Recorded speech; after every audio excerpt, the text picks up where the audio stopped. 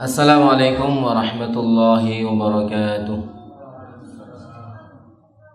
Innal hamdalillah nahmaduhu wa nasta'inuhu wa nastaghfiruh wa na'udzu billahi min shururi anfusina wa sayyiati a'malina. May yahdihillahu fala mudilla lahu wa may yudlil fala hadiya lahu.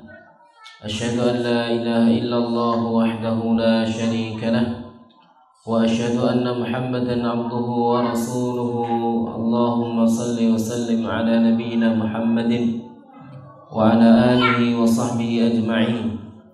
Ya ayyuhalladzina amanu taqullaha haqqa tuqatih wa la tamutunna illa wa antum muslimun. Ya ayyuhan nasu taqu rabbakum alladzi khalaqakum min nafsin wahidah wa khalaqa minha zawjaha wa batha minhuma rijalan katsiran wa nisaa'a wattaqullaha alladzi tasaaluna bihi wal arham innallaha kana 'alaykum raqiba. Ya ayyuhalladzina amanu taqullaha wa qulu qawlan sadida yuslih lakum a'malakum wa yaghfir lakum dhunubakum wa may yuti'illaha wa rasulahu faqad faza fawzan 'azima. Amma ba'du, fa inna asdaqal hadithi kitabullahi wa khairal hadi hadi Muhammadin sallallahu alaihi wa alihi wasallam wa syarral umuri muhdatsatuha wa kullu muhdatsatin bid'ah wa kullu bid'atin dhalalah wa kullu dhalalatin finnar. Jamaah sekalian yang dimuliakan oleh Allah Subhanahu wa taala, alhamdulillah kita senantiasa bersyukur kepada Allah Subhanahu wa taala. Kita panjatkan puja dan puji syukur kehadirat Allah Subhanahu wa taala yang dengan segenap limpahan nikmatnya, taufiknya, rahmatnya, kita di dalam bulan Ramadan ini telah sampai pada hari yang ke-26. Berarti nanti malam kita masuk dalam malam yang ke-27, di mana para ulama rahimahumullah ta'ala menegaskan jadi malam 27 itu adalah malam yang paling kuat diharapkan turunnya Lailatul Qadar. Itu malam yang paling kuat diharapkan turunnya Lailatul Qadar. Dan jangan tertipu dengan tanda-tanda yang mungkin sebagian di antara kita kemarin ya, mengesernya gitu. Kemudian jadi ciut nyalinya, hendak ya. Karena mungkin sebagian orang menyangka tenang, yang lain ribut, yang di sini tidak ada angin, yang sana banyak angin kan gitu ya. Maka perasaan kita itu tidak menunjukkan bahwasanya itu ada ya. Perasaan kita tidak menunjukkan itu ada ya. Jamaah sekalian Allah Subhanahu wa taala, hanya Allah Subhanahu wa taala yang tahu. Dan kenapa dirahasiakan kapannya? Agar kita semangat, agar kita selalu memburunya di malam-malam dari bulan Ramadan ini, yang Nabi Shallallahu alaihi wasallam memerintahkan, menganjurkan kepada kita untuk lebih semangat lagi pada malam-malam yang ganjil, terutama pada malam 27 Ramadan. Kalau di Makkah, Madinah misalkan malam 27 Ramadan, Masya Allah, seperti haji, luar biasa ya, seperti ibadah haji. Kalau pengalaman kita dulu itu, untuk bisa dapat tempat harus datang waktu zuhur ya, harus datang waktu zuhur. Kalau waktu zuhur tidak datang, nggak uman di Masjidil Haram. Saking apa? Semangatnya manusia untuk mencari Lailatul Qadar, terutama dalam malam yang ke-27 ini ya. Jamaah sekalian Allah Subhanahu wa taala, maka ya kita berdoa, bermohon kepada Allah Subhanahu wa taala untuk bisa diberikan taufik dan dimudahkan oleh Allah Subhanahu wa taala untuk mengisi malam nanti itu dengan ketaatan. Sudah sering kita sampaikan pada ceramah-ceramah, ada kultum-kultum, yaitu kita isi dengan 4 hal ya: qiyamul lail, qiraatul Quran, ad-du'a wal istighfar. Salat malam, membaca Al-Quran, berdoa, dan beristighfar. Salat serta salam semoga senantiasa tercurahkan kepada Nabi kita Nabi Muhammad sallallahu alaihi wasallam. Baik jamaah sekalian, karena Allah Subhanahu wa taala, insyaallah di sore hari ini kita akan membahas tentang masalah niat. Di mana Allah Subhanahu wa taala telah menggariskan bahwasannya kehidupan umat manusia, kehidupan kita semuanya di dunia ini, yaitu kehidupan kita itu bukan hanya sekali. Ya, namun sejak kita hidup ini nanti akan ada dua, hidup kita ini dan hidup setelah mati. Jadi kita ada dua kehidupan yang akan kita alami. Atau mungkin ada tiga fase yang kita alami. Fase dunia ini, kemudian fase alam kubur, kemudian fase ma ba'da qiyamis sa'ah. Yani fase setelah bangkitnya hari kiamat. Dan itu semuanya akan kita alami jamaah sekalian bukan Allah Subhanahu wa taala. Di mana kehidupan kita di dunia ini adalah kehidupan yang fana. Sementara kehidupan kita nanti di akhirat adalah kehidupan yang kekal dan abadi. Hidup kita di dunia ini fana, kesenangannya fana, kenikmatannya fana, kesusahan dan kesengsaraannya juga fana.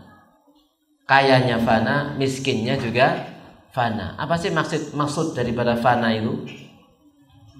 Semu, tidak sesungguhnya. Ya, tidak sesungguhnya. Itu hanyalah sekedar penipuan belaka bagi orang-orang yang tertipu. Itu hanyalah sekedar ujian belaka bagi orang-orang yang merasa diuji oleh Allah Subhanahu wa taala. Artinya tidak kekal kita hidup di dunia ini. Senang kita tidak kekal, susah kita juga tidak kekal. Kaya kita tidak kekal, miskin juga tidak kekal. Semuanya tidak ada kekal kehidupan kita di dunia ini. Jamaah sekalian bukan Allah Subhanahu wa taala. Sukses kita di dunia pun demikian tidak akan kekal. Lalu pertanyaannya, mana yang kekal? Maka kekekalan hanya ada di mana? Di akhirat, bukan di dunia ini. Maka siapa di antara kita ingin meraih kesuksesan yang hakiki, kesuksesan yang kekal, maka jangan cari di dunia, tapi cari di akhirat. Dan tentunya kita semuanya itu berharap agar kesuksesan itu kita raih di dunia sampai di akhirat. Ya, itu adalah idealnya. Kita mendapatkan kebahagiaan di dunia dan kita mendapatkan kebahagiaan di akhirat. Seperti doa yang sering dibaca oleh Nabi Shallallahu Alaihi Wasallam, atau di antara doa yang paling sering dibaca oleh Nabi Shallallahu Alaihi Wasallam adalah Rabbana atina fid dunya hasanah wa fil akhirati hasanah wa qina azabannar. Wahai Rabb kami, berikanlah kepada kami kebahagiaan di dunia dan kebahagiaan di akhirat. Berikan kepada kami kebaikan di dunia dan kebaikan di akhirat, dan lindungi kami dari azab api neraka. Wa qina azabannar. Demikian jamaah sekalian, dilakukan oleh Allah Subhanahu wa taala. Baik. Maka tatkala kita semuanya sudah mengetahui bahwasanya dunia ini fana, akhirat yang kekal, maka manusia pun demikian akan berbeda-beda mereka di dalam beramal di dunia ini jamaah sekalian, dilakukan oleh Allah Subhanahu wa taala. Di mana di dunia ini kita masalah kaitannya dengan masalah meraih kesuksesan dunia gitu ya, pengen sukses, pengen berhasil, misalkan pengen bahagia, pengen senang di dunia, maka kita temukan di dunia ini banyak sekali pasar-pasar gitu ya. Bahkan sekarang pasar pun bukan hanya di pasar sana, tapi mungkin di depan rumah kita sudah ada pasar. Kemana-mana kita dapati toko di mana-mana dan lain sebagainya. Maka itu semuanya dalam rangka apa? Dalam rangka untuk mengais kesuksesan dunia. Bagaimana untuk mendapatkan kelapangan dunia, kebahagiaan dunia. Maka tatkala di dunia itu ada pasar-pasar, maka tentunya ada pula pasar-pasar akhirat. Kalau orang datang ke pasar dunia untuk menabur benih duniawi, untuk kemudian dia ingin memetik hasil duniawi, maka nanti akan ada pasar akhirat, di mana dia menabur benih untuk akhirat, dia petik di mana?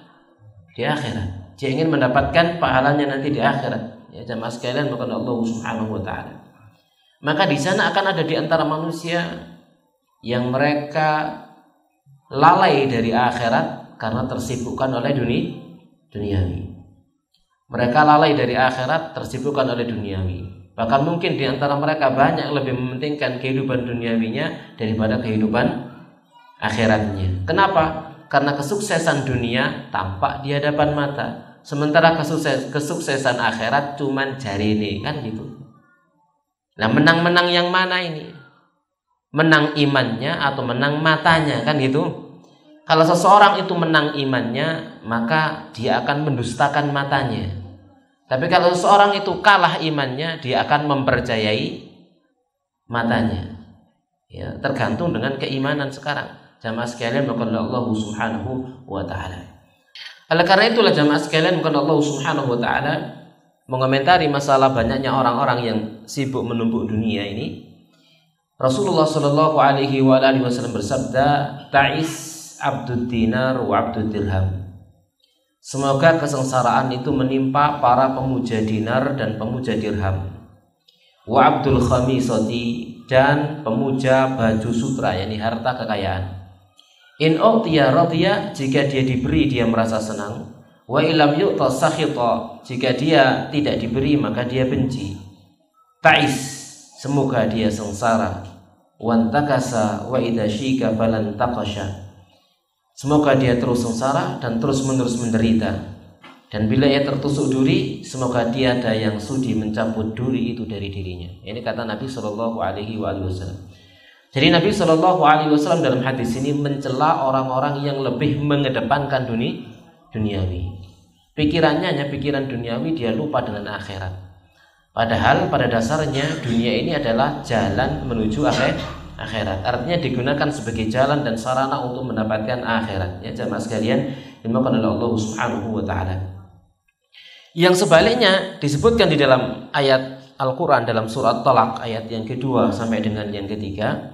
Allah Subhanahu wa taala berfirman, "Wa may yattaqillaha yaj'al lahu makhraja."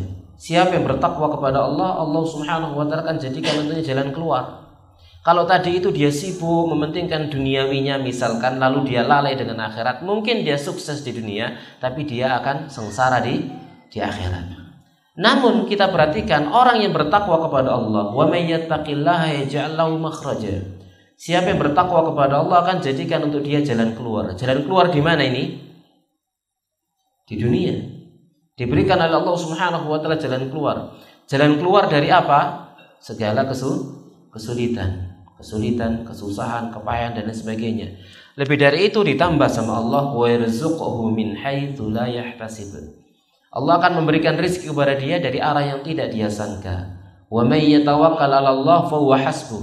Dan siapa yang bertawakal kepada Allah, maka Allah akan memberikan kecukupan kepadanya. Innallaha balighu amri, qad ja'alallahu likulli syai'in qadra. Ya, sungguhnya Allah Subhanahu wa taala akan melaksanakan segala urusan perkaranya, dan sungguhnya Allah Subhanahu wa taala telah menjadikan bagi segala sesuatu itu kadar urusannya masing-masing. Artinya di sini jamaah sekalian, bukan Allah Subhanahu wa taala yang dituntut oleh Allah Subhanahu wa taala dari diri kita itu adalah takwa. Bertakwa kepada Allah Subhanahu wa taala. Pengen sukses dunia dan akhirat, maka sarananya hanya takwa kepada Allah Subhanahu wa taala. Maka orang yang bertakwa kepada Allah Subhanahu wa taala misalkan diberi oleh Allah Subhanahu wa taala ujian, kesusahan misalkan, kesengsaraan, cobaan dan seterusnya, maka justru kesengsaraannya, kesusahannya, ujian, musibah yang menimpanya dengan takwanya menjadi sebab masuknya dia ke dalam surga. Dan itu maka dia mungkin barangkali tidak begitu sukses di dunia, tapi dia pasti akan sukses di akhirat dan ketakwaannya.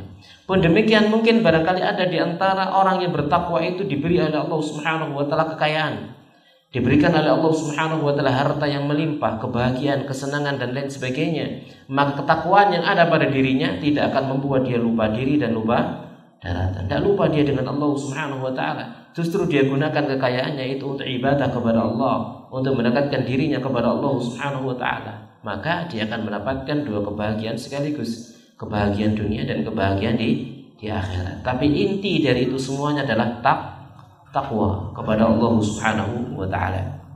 Yang jemaah sekalian, dimuliakan Allah Subhanahu wa taala. Baik. Nah, tatkala kita sudah mengetahui bahwasannya inti dari segala kebahagiaan itu adalah takwa kepada Allah Subhanahu wa taala, maka kita harus tahu juga bahwasannya hidup kita di dunia ini hanyalah sebentar. Tiap hari kita berjalan, tiap waktu yang kita tinggalkan, detik berlalu, menit berlalu, jam berlalu, misalkan tahun berlalu, umur kita bertambah. Maka makna bertambahnya umur kita itu apa maknanya? Semakin dekat kepada ajal atau semakin jauh? Semakin dekat kepada ajal. Kita bertambah umur misalkan, seharusnya nggak dikeploi.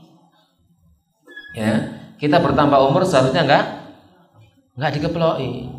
Ya, dilakukan bisa, selamat bisa dan seterusnya. Maka itu tidak cocok. Kenapa? Pada dasarnya dia tengah berkurang masa kehidupannya di dunia. Semakin dekat dia menuju ajal.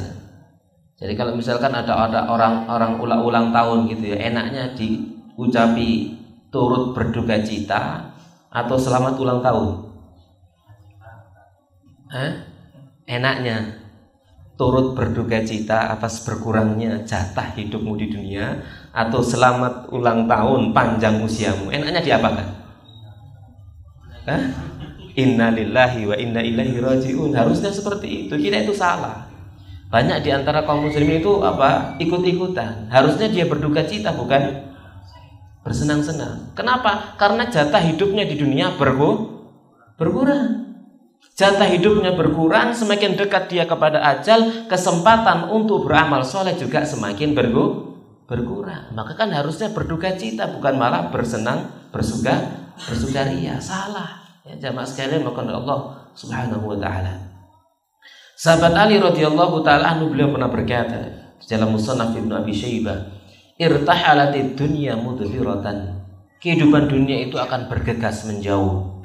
Wartahalatil akhiratu muqbilatan. Sedangkan kehidupan akhirat itu akan bergegas kian mendekat. Semakin kita bertambah umur, maknanya apa? Kita semakin jauh dari dunia dan semakin dekat dengan akhirat. Kan nggak pantas toh kita berfoya-foya, bersenang-senang. Marunukati mati kok bersenang-senang, itu maksudnya. Ya, tapi kalau tambah usianya kan dia harusnya ingat ini semakin tambah dekat menuju apa? Menuju ajal. Walikulli wahidatin minhuma banun. Kata beliau, dan bagi masing-masing mereka itu memiliki pengikut, memiliki anak-anak. Fakunu min abna'il akhirah, maka jadilah kalian termasuk anak-anaknya akhirat, yakni para pengikutnya akhirat. Wala takunu min abna'id dunya, dan jangan kalian menjadi anak-anaknya dunia. Kata sahabat Ali radhiyallahu taala anhu, namanya banun, abna, anak-anak. Biasanya anak-anak itu melok ibunya kan gitu ya, lebih dekat kepada ibunya. Kebanyakan biasanya seperti itu. Ya, maka di sini jadilah anak-anaknya akhirat, jangan jadi anak-anaknya dunia. Artinya apa? Mendekatlah kepada akhirat, jangan mendekat kepada dunia. Itu maksudnya. Kenapa? Fa innal yawma 'amalun wala hisaba. Karena hari ini yang ada adalah amal, tidak ada hisab. Wa ghadan hisabun wala amala. Sementara besok, yakni akhirat, yang ada itu adalah hisab tanpa ada amal. Ya, ini juga adalah nasihat ya jamaah sekalian maka Allah Subhanahu wa taala. Jadi hari demi hari kita ini pada dasarnya ada dalam rangka mengurangi usia kita, bukan menambah usia kita. Mungkin usia kita bertambah angkanya tok yang bertambah. Tetapi jatah hidupnya semakin menipis, semakin berkurang. Ya jamaah sekalian maka Allah Subhanahu wa taala. Maka tatkala kita sudah tahu nih jatah hidup kita semakin hari semakin berkurang, semakin menipis, lalu apa yang harus kita lakukan? Ya napa? Apa yang harus kita lakukan? Ya semakin giat mengisi sisa-sisa hidup kita ini dengan apa yang manfaat. Tatkala kita sudah tahu nih jatah hidup kita ini dari hari ke hari semakin menipis, maka langkahnya kita isi sisa. Ini kan semua ini Semua kita ini kan dalam rangka mengisi sisa. Sisa nggak? Sisa gitu ya. Kenapa kita katakan sisa? Sekalipun anak-anak kita ini misalkan, mereka itu mengisi sisanya atau enggak? Sisa. Kenapa? Karena nggak tahu sisanya berapa kan gitu. Jadi sisa terus kita ini. Karuan ngono aku mati jange umur 80, aku saiki sik 30. Berarti karek 50. 50 itu durung sisa ya. Soalnya tapi kita kan nggak tahu jamaah sekalian Allah Subhanahu wa taala. Makanya nggak tahu ini semuanya adalah sisa. Ya, sisa-sisa hidup kita kan gitu. Semuanya kita mengisi sisa-sisa hidup kita ini. Nah, sisa-sisa hidup kita ini jamaah sekalian Allah Subhanahu wa taala, kita isi dengan apa yang manfaat. Kita isi dengan apa yang mendatangkan manfaat untuk kita, terutama dalam masalah akhirat. Kita isi dengan apa yang manfaat untuk akhirat. Nah, tatkala kita tahu bahwasanya tugas kita dalam mengisi sisa-sisa hidup kita ini untuk akhirat, maka kita berupaya untuk menjadikan seluruh amal kita bernilai akhirat. Nah, itu menjadi pembahasan kita ini. Kita berupaya agar sisa-sisa masa hidup kita ini, ya, segala aktivitas kita ini kita rubah, kita niatkan bagaimana caranya agar bisa bernilai akhirat. Ini yang penting. Jamaah sekalian mengenal Allah Subhanahu wa taala. Bagaimana caranya agar kita bisa meniagakan sisa-sisa usia kita ini agar bernilai akhirat, bukan hanya sia-sia. Yo apa carane raup oleh ganjaran? Gitu ya. Yo apa carane raup oleh ganjaran, kan itu. Bagaimana caranya agar kita melakukan satu aktivitas yang mungkin dipandang orang nggak ada nilainya, tapi kemudian bernilai ibadah. Maka saya gambarkan tadi raup oleh ganjaran. Apa raup niku? Cuci muka. Bagaimana agar bisa mendapatkan pahala? Ini yang penting. Jamaah sekalian mengenal Allah Subhanahu wa taala. Ya. Maka di sini kita akan membahas tentang kiat-kiat bagaimana kita meraih keuntungan ini. Ya, meraih keuntungan agar seluruh aktivitas yang kita kerjakan ini bernilai pahala, tidak ada yang sia-sia. Ya, jamaah sekalian mengenal Allah Subhanahu wa taala. Ya. Maka kiatnya adalah jamaah sekalian Allah Subhanahu wa taala sebenarnya cuma satu, tidak lebih dari itu. Yaitu selalu menjaga hati kita agar senantiasa tulus kepada Allah Subhanahu wa taala atas apapun yang kita kerjakan. Apakah itu ibadah ataupun amal adat kebiasaan. Kita niatkan semuanya untuk ibadah, untuk ikhlas karena Allah Subhanahu wa taala. Ya. Maka apakah itu ibadah ataukah itu kebiasaan, kalau kemudian kita niatkan ibadah, maka semuanya akan bernilai ibadah dari sisi Allah, di sisi Allah Subhanahu wa taala. Sekalipun mungkin zahirnya adalah kebiasaan kita. Makan misalkan, minum misalkan, tidur misalkan, berjalan kaki gitu ya, berolahraga misalkan, cuci muka, cuci tangan, cuci kaki, semuanya bisa bernilai ibadah. Dengan niat kita, kerja kita ke kantor atau ke sawah gitu ya, ngojek, ya saya ngojek dan seterusnya, bisa bernilai ibadah. Dengan apa? Dengan niat kita. Jamaah sekalian menurut Allah Subhanahu wa taala.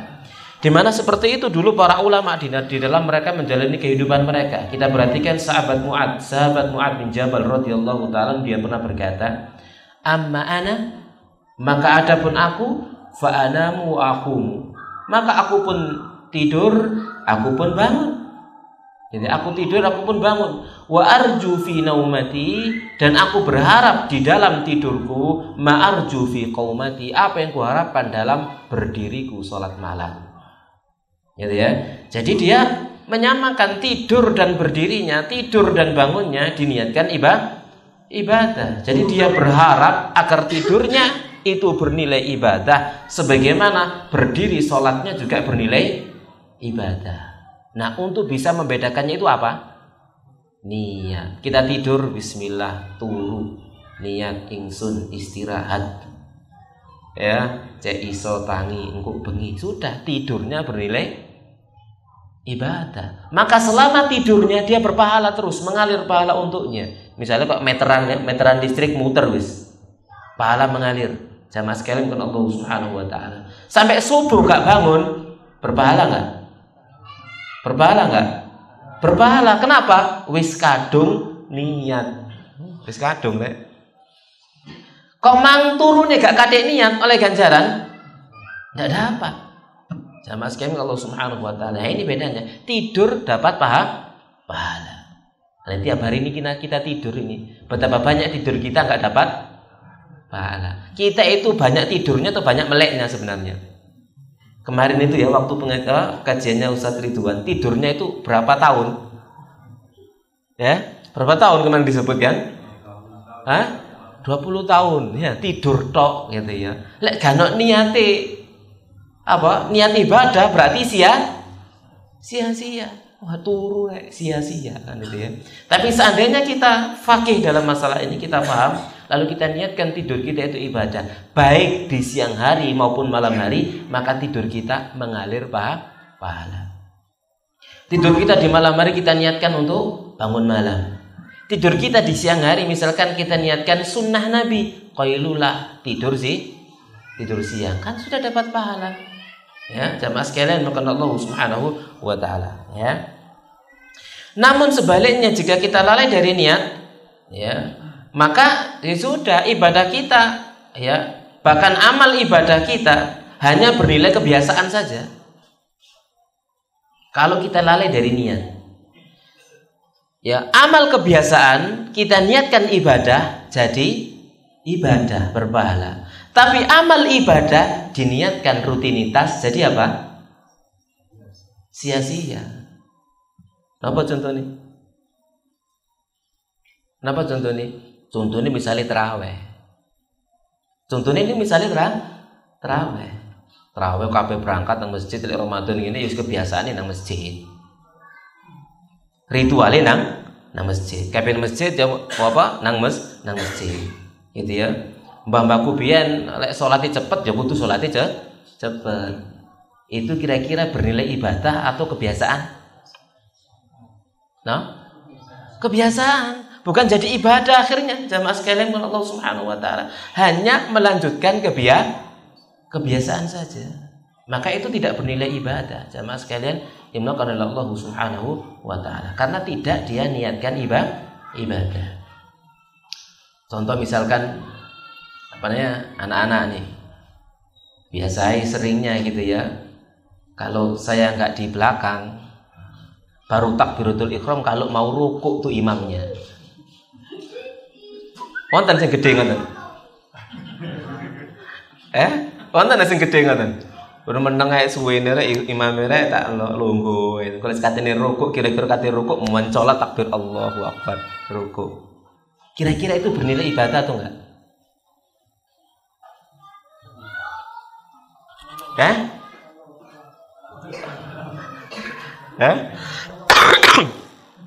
Misalkan anak-anak ini ya, lek ana Ustaz Sahri yo mulai awal takbiratul ihram lek gak ono yo mulai ruku kan gitu ya.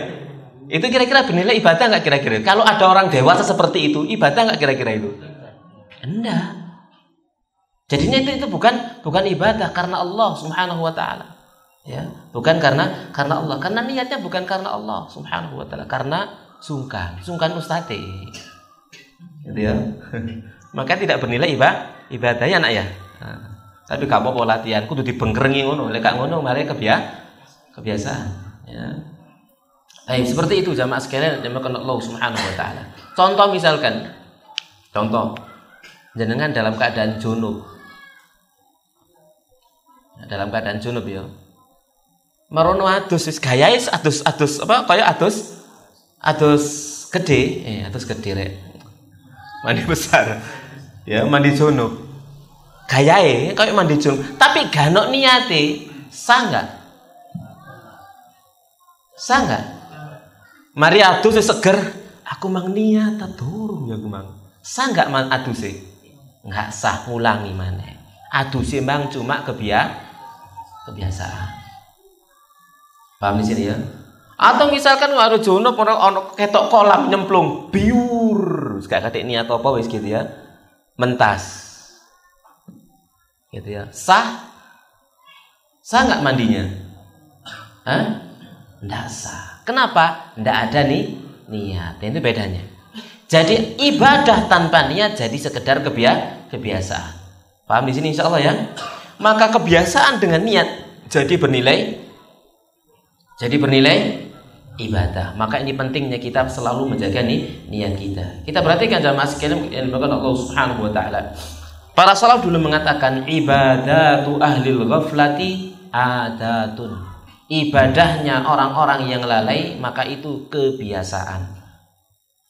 Ya, ibadahnya orang-orang lalai maka itu kebiasaan. Lalai dia di dalam sholatnya misalkan. Lalai dia di dalam zikirnya misalkan. Contoh misalkan sholat raweh gitu ya. Ilingi cuma takbiratul ihram mbek salam tok. Selama itu digawe ngantuk gak krungu belas wis.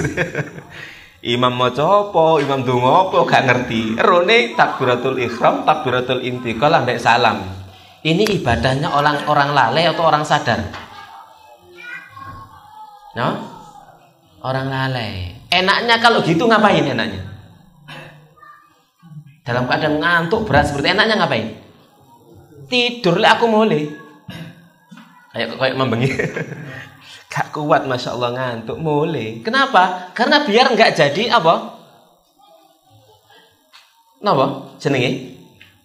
Hanya sekedar kebiasaan saja. Waduh rek, ngantuk rek, tapi mulai gak enak lek mulai gitu. Turu yo gak enak didelok wong rek. Dadi rumangsa gak enak krana manusia. Gitu ya. Maka kalau kita dalam keadaan posisi ngantuk itu hilangkan ngantuknya dengan cara apa? Wudu. Gitu ya. Wudu atau jalan-jalan lari-lari gitu ya. Lari ngantuknya hilang, mlebu maneh. Utawa lek enjene ngantukan ya gawe kopi gitu ya. Tapi siap ngarepe kopi klek. Tekek maneh takbiratul ihram. Dilawan ngantuknya. Jangan sampai dibiarkan kemudian kita sampai napa jenenge? Jungkel lali, sujud hilang wis. Tapi ampun ngombe kopi, tapi sholat ngombe kopi gak oleh. Ya, batal ya. Baik. Seperti itu ya jamaah sekalian yang Allah Subhanahu wa taala. Jadi jangan kita lalai di dalam apa? Ibadah kita. Kalau kita merasa sudah payah, capek, ngantuk, pol sudah istirahat tidur. Istirahat, tidur. Jangan sampai kita sholat lupa segala-galanya. Ya. Demikian, lupa lo ya. Ya, lupa segala-galanya ya. Maka itu harus kita perhatikan ya jamaah sekalian Allah Subhanahu wa taala. Ya sebagaimana di zaman Nabi sallallahu alaihi wasallam, Nabi suatu ketika pernah masuk ke dalam masjid. Didapati ada tali gitu ya. Ini apa kok ana tali iki? Ini si fulan ya. Dia kalau dalam keadaan gelayutan dengan tali itu suruh bongkar sama Nabi sallallahu alaihi wasallam. Salatlah dalam keadaan semangat. Kalau enggak semangat ya tidur. Itu. Paham soal di sini ya. Tapi kalau mboten gembosi lho ya.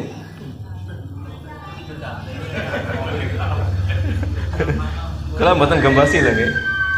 Artinya seorang itu kan dengan semangatnya, dengan imannya misalkan, dia berupaya bagaimana caranya biar tidak ngantuk, usaha kan gitu ya. Makanya kalau misalkan habis salam langsung mulai muter-muter gitu ya, metu wudu jarno ae, gak apa-apa. Arek-arek misalkan wudu wis dimaklumi ae kan gitu ya. Anjene ngantuk bae gitu. Paham soal di sini ya?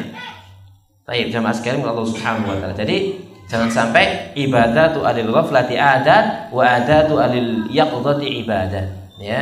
Jadi ibadahnya orang yang lalai itu menjadi kebiasaan dan kebiasaannya orang yang terjaga waspada itu menjadi ibadah. Ya, jamaah sekalian rahimani wa rahimakumullah taala. Baik. Sekarang jamaah sekalian dimakan Allah Subhanahu wa taala. Nah, tatkala kita sudah mengetahui bahwasanya dengan niat dan kebiasaan kita itu dapat bernilai ibadah, maka kita mungkin akan berkata, oh ternyata jalan menuju surga itu sangat mudah. Memangan oleh ganjaran, ngombe oleh ganjaran, gitu ya. Raup oleh ganjaran, turu oleh ganjaran, ya. Hubungan suami istri dapat pahala. Ini kan semuanya mudah ya, seakan-akan seperti itu ya jamaah sekalian Allah Subhanahu wa taala. Maka kita katakan bukan hanya melakukan sesuatu bernilai ibadah, tapi enggak ngelakoni apa-apa juga bernilai ibadah. Contoh apa contoh? Loh, turu iku sik melakukan sesuatu. Tidur, ya. Kan termasuk fi'il ya. Kata kerja nama ya numu naumatan. Fi'il kata kerja ini gak ngelakoni apa-apa, meneng gak ngelakoni apa-apa, dapat pahala. Apa coba kira-kira? Hah? Merenung apa sama? Ojo kakean. Baik, misal orang dalam keadaan sumpek, punya banyak hutang. Segini iki anake nang bangai nang golek utangan. Wis gak wis haram. Gak situ. Oleh ganjaran gak? Ngelakoni apa? Enggak ngelakoni apa-apa, cuma mewurungkan niat apa mewurungkan gue. Membatalkan niat tidak mau hutang riba. Hanya sekedar itu dapat pahala. Jadi meninggalkan yang haram dapat pahala. Jamaah sekalian maka Allah Subhanahu wa taala. Contoh lagi apa? Hah? Apa? Gak ngerokok. Oh iya, gak ngerokok. Oleh ganjaran. Gitu ya. Biasa sih biar ngerokok enak ini 5.000 kok ngerokok. Enggak wis tak belajar gak ngerokok oleh ganjaran. Kan katanya? Apa malih? Loh banyak sekali. Misalkan sekarang kita bertanya, jamaah sekalian kepada Allah Subhanahu wa taala. Saat ini kita berzina enggak? Enggak. Ganjaran berarti. Hah? Pahala. Kalau kita niatkan pahala. Kan gitu ya. Niat ibadah aku saiki yo gak zina, yo gak mangan daging babi, yo gak nyembah patung, yo gak riya, yo gak sum'ah, gak mangan riba, yo gak mangan khamr, yo gak berjudi dan sebagainya, semuanya karena Allah. Dapat pahala. Jamaah sekalian bukan Allah Subhanahu wa taala. Hanya dengan meninggalkan perkara yang diharamkan oleh Allah Subhanahu wa taala kita dapat pahala. Dan itu bisa kita dapatkan pahalanya dengan apa? Niat. Karena barangkali sering terbersit di dalam kepala kita itu keinginan untuk berbuat haram, ya enggak? Sering enggak? Sering. Lalu kita tepis, enggak, haram karena Allah. Enggak kulakukan karena Allah. Dapat pahala? Dapat pahala. Ya. Misalkan terbersit keinginan untuk melakukan sesuatu, gitu. Mau berbuat maksiat. Kasih tawis ana uang. Kasih tawis ana uang. Oleh ganjaran oleh dosa. Dosa atau ganjaran? Kan belum melakukan apa-apa toh, cuma niat toh. Wis gak wis sik ana uang. Berarti lek gak ana uang jalan kan gitu ya. Maka dia dengan itu saja dapat dosa. Jamaah sekalian Allah Subhanahu wa taala yang menghalangi dia tidak melakukan sesuatu karena ada orang. Seandainya enggak ada orang, jalan dia. Baik, ya. Kita lanjutkan jamaah sekalian yang dimuliakan Allah Subhanahu wa taala. Yang berikutnya,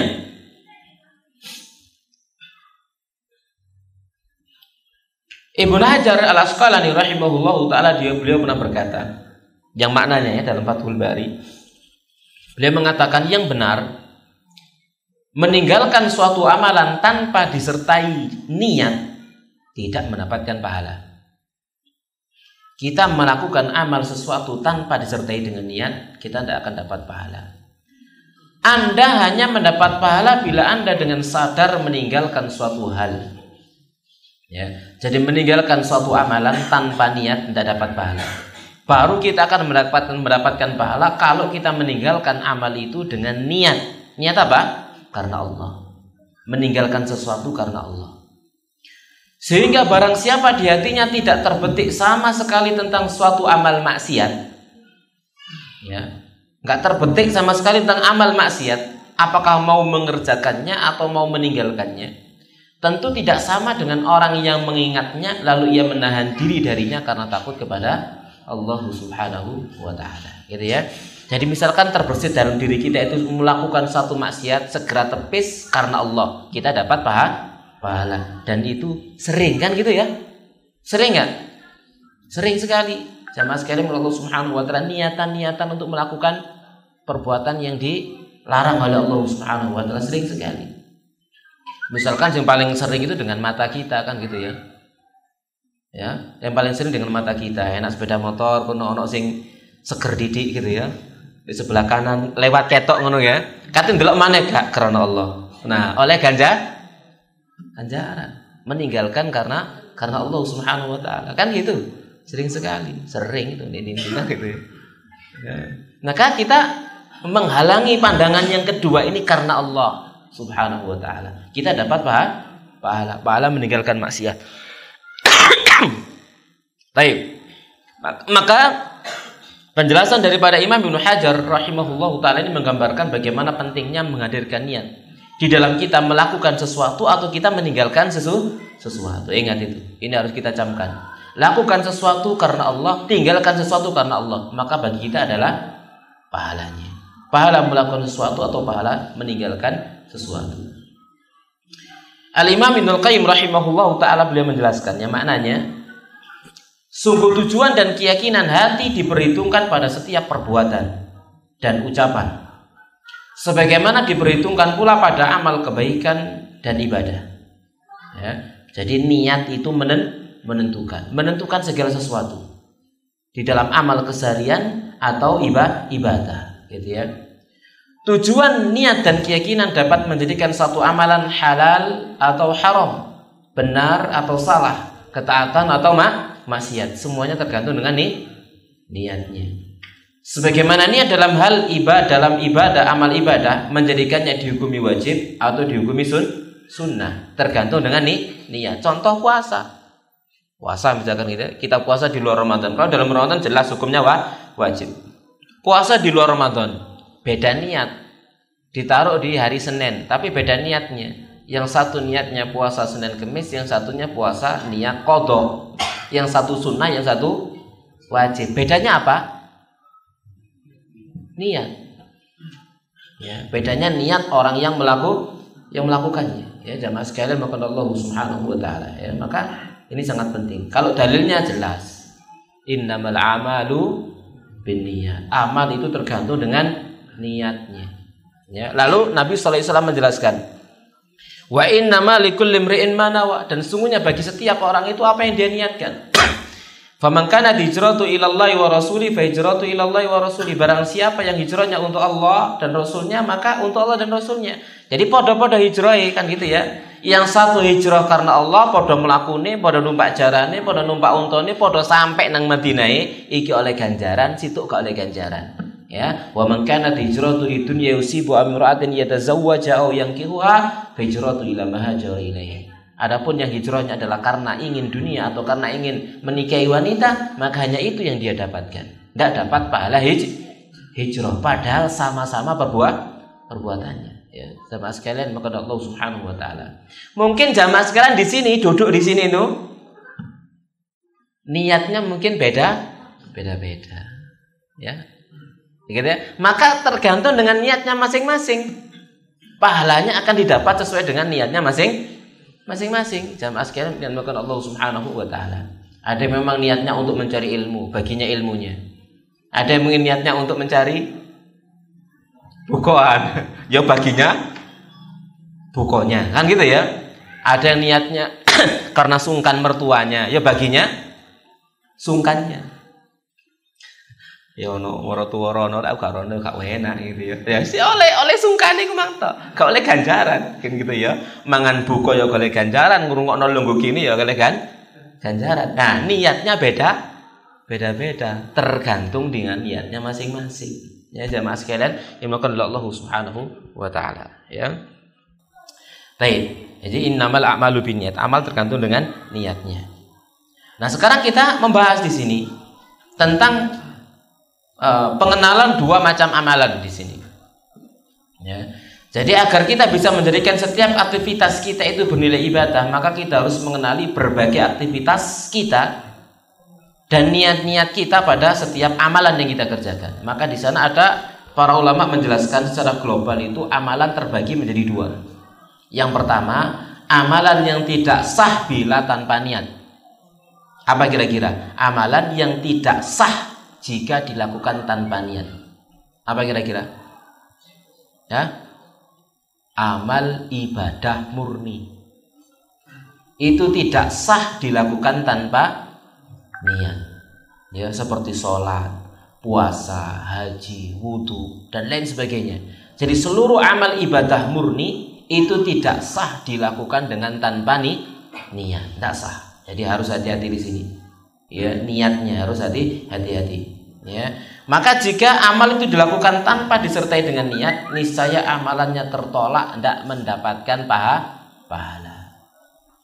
Ya, contoh dalam bulan Ramadan misalkan puasa, Nabi SAW bersabda, la siyama liman lam yujmi' al-siyama qabla al-fajr. Tidak ada puasa bagi orang yang tidak meniatkan puasa sebelum fajar. Tidak sah niatnya. Tidak sah niatnya. Tidak sah puasanya. Kan itu ya. Berbeda dengan puasa sunnah. Kalau puasa sunnah niatnya boleh siang hari. Tapi kalau puasa wajib niatnya harus di malam hari. Ukuran malam hari itu sebelum fajar. Ya, jadi ini hati-hati. Sholat kita, puasa kita, haji kita, zakat fitr misalkan nanti, gitu ya. Zakatul fitr misalkan, atau zakat mal misalkan. Tanpa niat yang benar maka tidak sah. Ya, jamaah sekalian menurut Allah Subhanahu wa taala. Bisa dipahami di sini insyaallah ya. Jadi ini adalah amal ibadah yang tidak akan sah tanpa niat. Ada lagi amal yang lain yang sah walau tanpa niat. Jadi ada amal ibadah yang tidak sah tanpa niat, artinya tidak sah itu nggak diterima. Kan gitu ya. Dia wajib ngulang. Contoh misalkan jenengan takbiratul ihram, Allahu Akbar. Bareng ngono, aku ki mang niat salat tahiyat masjid apa langsung salat zuhur. Bingung niate. Sah enggak salatnya seperti itu? Sah enggak salatnya? Enggak sah. Berarti mang tatkala takbiratul ihram nglamun. Ente ya? Buktinya apa? Berarti eling iki mah aku niat apa iki mangke? Tahiyatul masjid apa? Apa jenenge? Salat qobliyah ya. Salat zuhur misalkan ya. Misalkan masbuk gitu ya. Masbuk wis gak ono wong mar takbiratul ihram ya Allahu Akbar. Nah, baru ingat iki mang niat apa iki mang. Ya, karuan kalau dia sholat berjamaah di belakang makmum kan jelas niate. Niat makmum sholat duhur kan gitu ya. Jelas niatnya kan gitu. Wis mesti makmumane kan gitu ya. Apa jari imami. Tapi ini enggak. Maka sholat seperti itu enggak sah. Ya, harus ngulang begitu terus dalam hati kita. Iki mah aku niat apa? Sholat apa? Kemarin sudah batal namanya niat sing bener. Tahiyatul masjid. Allahu Akbar gitu loh. Paham insyaallah ya? Nah, itu niat yang tidak sah tanpa amal tidak sah tanpa niat. Maka nanti akan ada yaitu amalan yang sah walau tanpa niat. Amalan yang sah walau tanpa niat. Contoh apa? Bersuci dari najis. Sampai non najis siram ngono. Sah suci? Suci enggak? Suci. Dapat pahala? Dapat pahala? Ora. Enggak dapat pahala. Kenapa? Enggak ada niat. Moro ketok najis siram ngono ae wis, gak ono niat ngikuti sunnah Nabi menjaga kesucian. Misalkan kita niatkan disiram biar sholatku sah. Ada itu ya, maka itu ada niat toharoh. Maka bagi dia pahala toharoh. Paham soal di sini? Ya, paham nggak? Paham teman-teman Ramadan? Baik, kita lanjutkan yang lain. Misalkan contoh lagi, bayar utang. Jenengan bayar utang, dekekno sing ngutangi, nyo. Wis lunas. Oleh ganjaran? Sah nggak bayar utang emang? Masih gak kadek niat bayar utang, nawa itu qada'at dain, jangan tuh. Sah? Sah. Diterima sama Allah?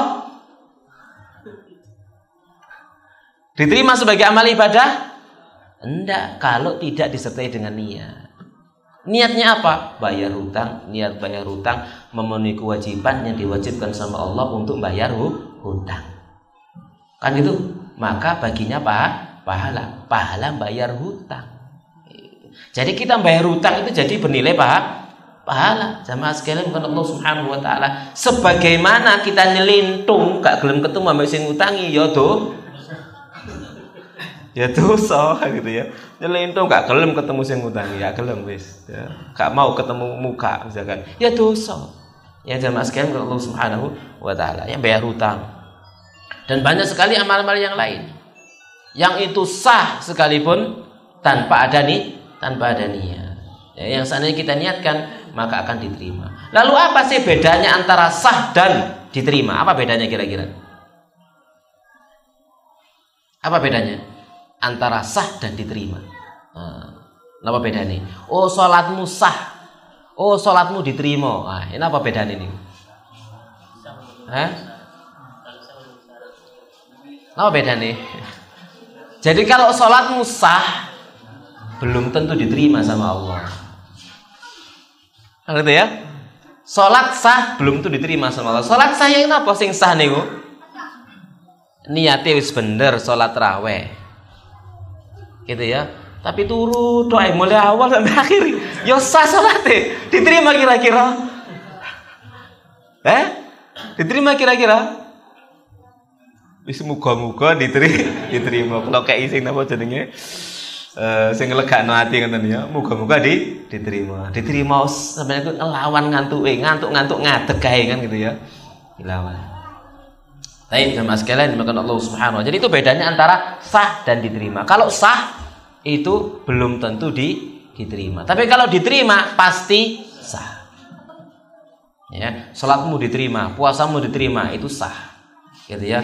Puasamu diterima itu sah. Tapi kalau puasamu sah belum tentu diterima. Dalilnya mana dalilnya? Man lam yada' qaula zur wal amal bi falaysa lillahi hajatun fi ayyada ta'amahu wa syarabah. Siapa yang tidak meninggalkan ucapan dan perbuatan dusta maka Allah enggak butuh dengan puasanya. Puasanya sah tapi enggak diterima sama Allah. Kenapa? Melakukan perbuatan-perbuatan yang membatalkan pahala puasa. Ya itu berlaku bukan hanya puasa, amal-amal yang lain pun demikian semuanya. Ada kalanya sah tapi tidak diterima. Jamaah sekalian bukan Allah Subhanahu wa taala ya. Sebagaimana juga sholatnya orang yang datang ke dukun misalkan. Datang ke dukun. Nabi sallallahu alaihi wasallam bersabda man ata'arrafan fasa'alahu an syai'in lam tuqbal lahu salatun arba'ina yauman. Ya, siapa yang mendatangi dukun lalu bertanya kepadanya tentang satu perkara, maka tidak diterima amalnya sholatnya selama 40 hari. Gak diterima. Tapi seandainya dia sholat, sah gak sholatnya? Sah. Kalau gak sholat, dosa gak dia? Nemen. Gitu ya. Kalau sholatnya diterima, sholatnya sah tapi gak diterima, lek gak sholat, tuh dosa, tambah nemen, besar dosanya. Gitu ya. Ya demikian jamaah sekalian dimakan Allah Subhanahu wa taala. Karena itulah Imam Nawawi rahimahullah taala menjelaskan maksud hadis ini salatnya tidak mendapat pahala walaupun sah dan bisa menggugurkan kewajiban si pelaku dan tidak perlu diulang. Gitu ya. Jadi ada yang sah ya, ada yang diterima. Kalau diterima pasti sah, kalau sah belum tentu diterima. Ya jamaah sekalian dimakan Allah Subhanahu wa taala. Oleh karena itulah di sini perlu kita pahami ada dua macam niat kalau demikian yang dijelaskan oleh para ulama ya. Di mana kita dituntut untuk menghadirkan dua jenis niat pada setiap kali kita beramal. Yang pertama, niat menjalankan amalan alias mengamalkan amalan dengan sadar. Dengan sadar, bukan refleks. Beda loh ya, amal sadar dengan amal refleks. Ya apa amal refleks nih? Ya contoh misalkan ini assalamualaikum warahmatullahi assalamualaikum warahmatullahi astagfirullah. Tapi mbayang orang melambar astagfirullah. Astagfirullah. Maro-maro mari Allah akbar Allah. Kok tutup kene bisa wiritanku ini. Jadi ini amal tanpa sadar. Itu amal tanpa sadar. Gitu ya. Maka yang semacam itu amal yang gelamber tadi itu menjadi kebiasaan saja. Jamaah sekalian yang bukan Allah Subhanahu wa taala. Dohirnya ibadah tapi hanya sekedar jadi kebiasaan. Kenapa? Antara lesan, hati dan pikirannya nggak nyambung. Gitu ya. Itu jadinya hanya sekedar kebiasaan. Maka di sana pentingnya niat dan kekhusyuan di sana agar ibadah kita bukan jadi kebiasaan, niat dan khusyuk. Lek diniati temenan jadi khusyuk. Lek gak patek niat ya gak patek khusyuk juga gitu ya. Lek gak patek niat gitu, terawih gak patek niat. Ya. Contoh gak patek niat didelok imame. Kok iku sih imame adas. Lapo salat kene mang. Ya wis, alamat. Akeh sing ngoten. Teng mriki kata enggak sing ngoten. Wis kadung tutuk kene rek mosok kate balik gitu. Delok imame iku tibae kan. Ya. Misal semacam itu kan jadinya berubah, sudah ibadahnya berubah, enggak jadi bernilai ibadah, hanya ada, hanya kebiasaan. Wong menyesal gitu. Lah apa tutuk kene aku marek kok gak rono ae gitu. Misal itu. Ya, jadi ini penting. Jadi amal dengan sadar, penuh keikhlasan dengan sadar, enggak lalai dia ya jamaah sekalian, innallaha Allah Subhanahu wa taala. Lalu niat yang kedua ya tadi itu melakukannya karena sadar, lalu yang kedua niat menjalankan amal itu karena Allah, ikhlas karena Allah, benar-benar berharap apa yang disediakan oleh Allah Subhanahu wa taala. Ya, demikian jamaah sekalian, mungkin Allah Subhanahu wa taala. Sampai di sini bisa dipahami insyaallah. Baik, kita lanjutkan yang berikutnya. Maka jamaah sekalian, maka Allah Subhanahu wa taala tadi sudah kita bahas panjang lebar tentang niat tadi itu, gitu ya. Maka kita ulangi lagi kembali ke awal. Maka segala aktivitas yang kita kerjakan semuanya itu bisa bernilai apa? Ibadah. Sekali lagi, semua aktivitas kita, keseharian kita itu bisa bernilai ibadah. Ya, contoh yang sudah bersuami, sudah beristri, misalkan contoh. Ini contoh yang paling mantap ya. Berhubungan badan dengan istri misalkan. Di mana secara manusiawi ini kan hanya sekedar gitu ya, kebutuhan biologis. Sekedar untuk melampiaskan hawa nafsu syahwatnya kan gitu. Secara naluri. Naluri pria kepada wanita, naluri wanita terhadap pria misalkan semacam itu. Ya. Namun tatkala kita membubuhkan di dalam hubungan itu niat, satu, menjaga kesucian diri, dua, menjaga kesucian istri, tiga, untuk mengharapkan anak-anak yang soleh dan solihah misalkan, tiga, untuk menundukkan pandangan mata sendiri, empat, untuk menundukkan pandangan mata istri misalkan. Maka semuanya itu bernilai ibadah kepada Allah Subhanahu wa taala, bukan hanya sekedar melampiaskan hawa nafsu. Yang ini jelas Nabi sallallahu alaihi wasallam bersabda, "Wa fi buti ahadikum shadaqah." Pada kemaluan salah seorang di antara kalian itu terdapat sedekah. Qalu ya Rasulullah, mereka berkata, "Ya Rasulullah, ayati ahaduna syahwatahu wa yakunu lahu fi ajrun?" Apakah ada salah seorang di antara kami mendatangi syahwatnya lalu ada baginya pahala? Maka Nabi mengatakan, "Ara'aitum law wada'a fi haram akana alaihi fi ajrun?" Bukankah ya? Apa pandangan kalian? Bukankah kalau dia meletakkannya pada yang haram baginya ada dosa? Maka demikian juga wakadzalika idza wada'a fil halal kana lahu ajrun. Demikian juga jika dia meletakkannya pada yang halal baginya pahala. Kalau diletakkan pada yang haram dapat dosa, diletakkan pada yang halal dapat pahala. Ya jamaah sekalian, ini dimuliakan oleh Allah Subhanahu wa taala. Ya demikian. Dan itu ya berlaku pada seluruh aktivitas keseharian kita. Kita bangun tidur misalkan, kita amalkan sunnah-sunnah Nabi Sallallahu Alaihi Wasallam. Masuk kamar mandi kita amalkan sunnah-sunnah Nabi Sallallahu Alaihi Wasallam. Semuanya akan bernilai ibadah. Jadi tidak ada waktu yang tersisa dari diri kita yang percuma, akan mengalir untuk kita ibadah. Ya jamaah sekalian, Allah Subhanahu wa taala. Lalu juga demikian juga nafkah kita yang kita berikan kepada istri kita, kepada anak-anak kita misalkan. Maka itu pun semuanya juga bernilai ibadah. Kita memberikan nafkah kepada istri kita, kita niatkan, oh ini kewajibanku sebagai seorang suami. Mengamalkan ayat Al-Qur'an, ar-rijalu qawwamuna 'alan nisa. dan seterusnya. Kita bernilai ibadah, memberi makan kepada mereka, memberi minum anak-anak kita, memberi makan anak kita, memberi pakaian mereka dan lain sebagainya. Maka itu bernilai ibadah, gitu ya. Jangan kemudian ada keterpaksaan di dalam hati. Kalau terpaksa, ya pemane wong bojoku, sepemane lagi mangan lek aku. Ganjaran enggak lek ngono? Ganjaran enggak? Enggak dapat. Karena tidak ada niat ibadah, tidak ada niat karena Allah Subhanahu wa taala. Ya, jadi semua niatkan untuk Allah Subhanahu wa taala, ya. Kemudian boleh enggak kita menggabungkan niat dunia dengan niat akhirat? Kita beramal sekaligus nih, pengen dapat pahala juga pengen dapat dunia. Boleh enggak? Boleh enggak? Boleh, Matan?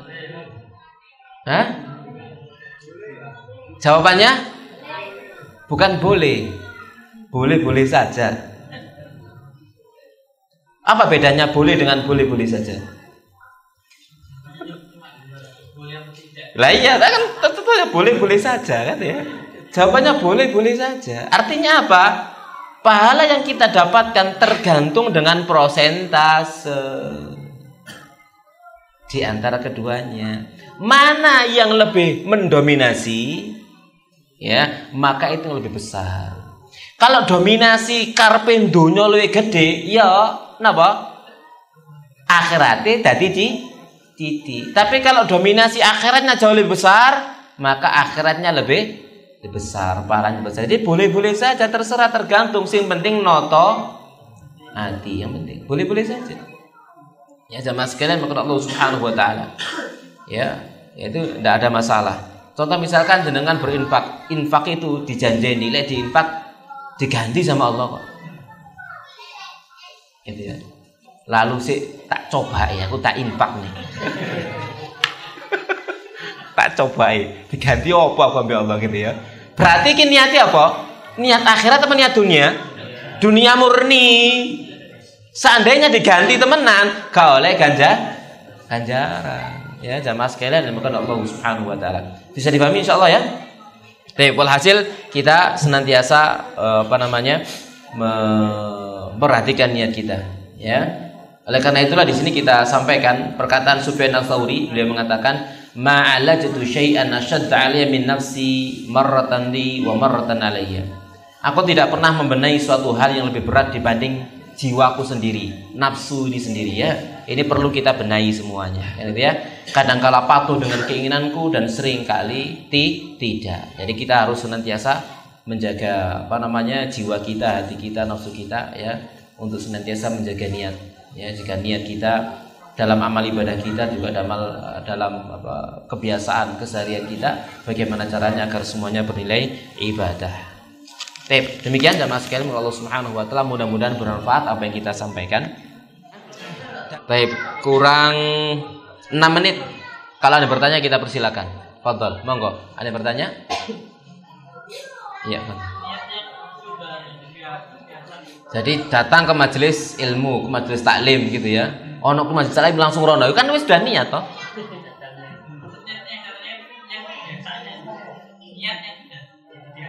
Lah iya, artinya di sana dengan dia mau berangkat ke sana itu sudah niat namanya. Aku niat rono rek, kan sudah niat ya. Ya, jadi dia berangkat ke sana untuk taklim sudah menjadi niat itu, sudah niat. Ya, dengan misalkan kurung adzan langsung mencolot gitu ya. Nang masjid, lah kok mencolot nang masjid? Niatnya apa? Salat, itu sudah niat.